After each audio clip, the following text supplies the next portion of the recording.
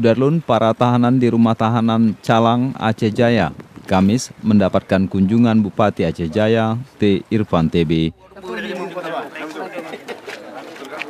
Bupati ikut membagi-bagikan bingkisan mulai dari kue, perlengkapan olahraga, hingga rokok. Rutan Calang sendiri saat ini menampung 103 tahanan dan 54 diantaranya tahun ini memperoleh remisi pengurangan masa tahanan hari kemerdekaan. Sementara Bupati Aceh Jaya T. Irfan TB dalam kesempatan itu meminta para tahanan agar menjadikan masa penahanan mereka sebagai pelajaran berharga sehingga tak lagi berbuat pelanggaran hukum di masa mendatang.